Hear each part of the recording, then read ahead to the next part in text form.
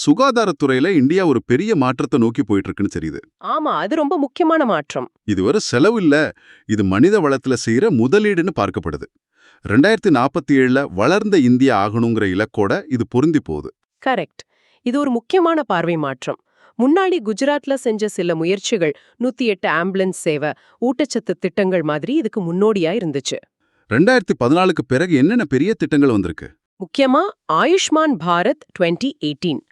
இது உலகத்திலேயே பெரிய அரசு காப்பீட்டு திட்டம். எவ்வளோ பேருக்கு உதவுது? 55 கோடிக்கும் அதிகமான ஏழை மக்களுக்கு உதவுது.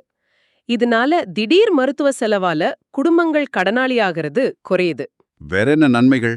சின்ன நகரங்கள்ல கூட தனியார் மருத்துவமனைகள் வளர இது ஒரு தூண்டுகோலா இருக்கு.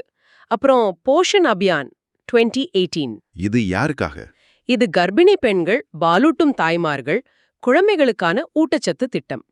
இது குழந்தைகளோட மூளை வளர்ச்சிக்கும் பிற்கால வருமானத்துக்கும் உதவுது.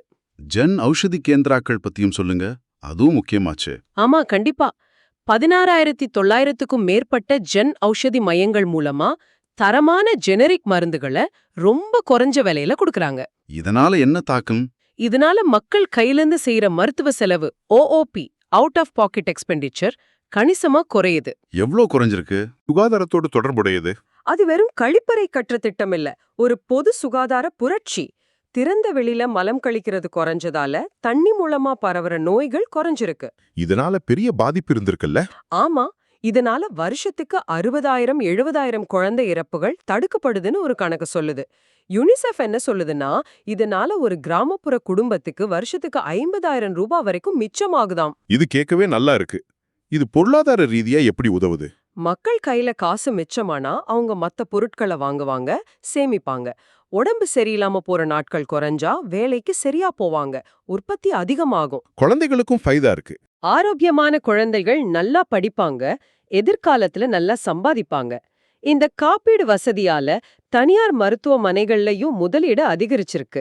மருத்துவக் கல்லூரிகள் கடந்த 10 வருஷத்துல மருத்துவக் கல்லூரிகள் எண்ணிக்கை கிட்டத்தட்ட இரட்டிப்பாகி 387ல இருந்து 780, வருஷத்துக்கு 1,18,000க்கும் மேற்பட்ட டாக்டர்களை நாம உருவாக்குறோம். இது உலகத்திலேயே அதிகம். அப்ப இது வெறும் நலத்திட்டம் இல்ல.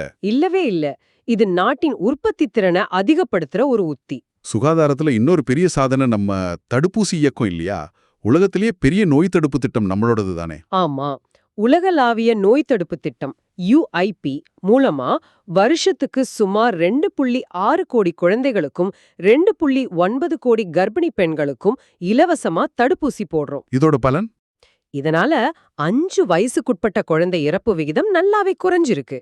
2014ல ஆரம்பிச்ச மிஷன் இந்திரதனுஷ் MI விடுபட்ட குழந்தைங்களையும் சென்றடைய முயற்சி செஞ்சு 90% முழுமையான தடுப்பூசி நிலையை அடைய இலக்கு வச்சது. நம்மளோட சாதனைகள் இதுல பிரமிக்க வைக்குது.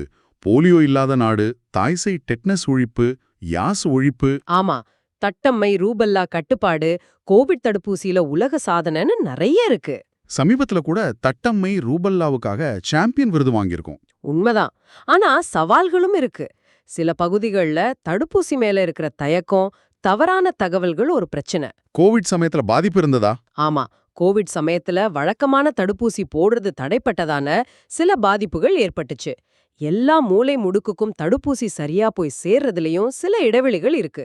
இதுக்கு தொழில்நுட்பம் எப்படி உதவுது? கோவிட் சமயத்துல நம்ம பயன்படுத்தின கோவின் தளம் ரொம்ப வெற்றிகரமா இருந்துச்சு. அதே மாதிரி இப்போ யூவின்னு ஒரு தளம் கொண்டு வந்திருக்காங்க. இது என்ன பண்ணும்? இது குழந்தைகள், கர்ப்பிணி பெண்களோட தடுப்பூசி பதிவுகளை டிஜிட்டல் முறையில நிர்வகிக்க உதவுது. தடுப்பூசி கையிருப்பு, அது கெட்டு போகாம குளிர்சாதன வசதியோட இருக்கான்னு கண்காணிக்க. அதுக்கு சிஸ்டம் இருக்கா? ஆமா, EVIN, தேசிய குளிர்சாதன சங்கிலி மேலாண்மை அமைப்பு போன்ற தொழில்நுட்பங்களும் இருக்கு. எதிர்காலத்துக்கு என்ன திட்டம்?